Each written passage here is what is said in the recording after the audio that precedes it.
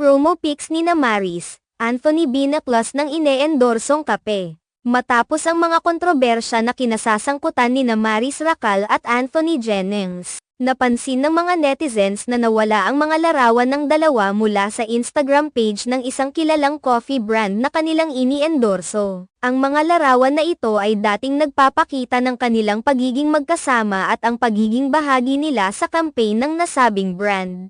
Ngunit ilang araw matapos ang isyu na lumabas, kung saan inilabas ng ex-girlfriend ni Anthony, si Jam Villanueva, ang mga pribadong mensahe ng aktor at ni Maris, nawala na ang mga litrato mula sa official page ng coffee brand. Ayon sa mga netizens, may mga malalaking tanong na lumitaw sa pagkawala ng mga larawan. Ang mga hindi makakalimutang larawan ni Maris at Anthony, na unang ipinakita sa mga promosyon ng brand, ay tila hindi na makita. Isang user sa social media ang nagtanong, "Is this a sign na terminated na ang kontrata agad-agad?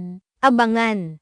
Kakaloka," na nagpapakita ng paghihinala na ang pagkawala ng mga litrato ay may kinalaman sa mga nangyaring issue. Marami ang naguguluhan at tila tinatanong kung may koneksyon ang mga insidente sa kanilang endorsement deal at kung may epekto ito sa kanilang professional relationship. Hindi nalingid sa publiko ang mga issue at kontrobersya na kinaharap ni Anthony matapos kumalat ang mga screenshots ng kanyang usapan kay Maris, na ibinahagi ng ex-girlfriend niyang si Jam. Ayon kay Jam, ipinakita nito kung paano nakipag-ugnayan si Anthony kay Maris, at ang mga mensaheng ipinadala ay nagbigay ng impresyon ng mas malalim na ugnayan kaysa sa simpleng pagkakaibigan lamang. Nagbigay rin ng pahayag si Anthony na magkaibigan lamang sila ni Maris at wala siyang romantic relationship sa aktres, ngunit ang mga lumabas na screenshot ay nagbigay ng ibang imahe sa publiko. Bago ang mga pangyayaring ito, ang dalawa ay kilala sa kanilang pagiging bahagi ng mga proyekto sa showbiz,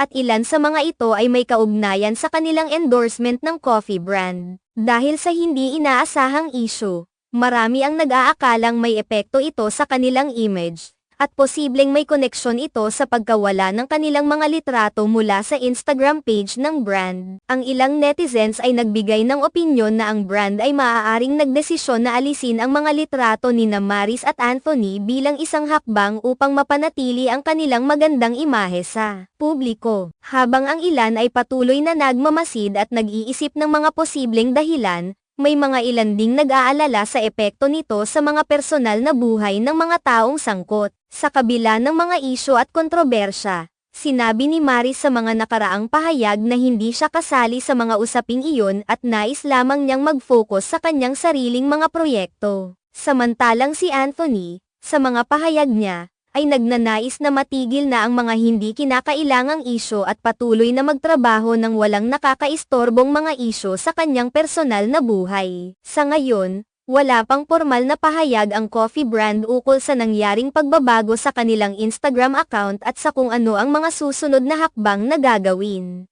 Gayunpaman, ang pagkawala ng mga litrato ni Maris at Anthony ay nagsisilbing isang malaking palaisipan at patuloy na pinag-uusapan ng mga netizens. Tila maghihintay ang publiko kung ano ang magiging epekto ng mga isyong ito sa mga endorsement at career ng dalawa.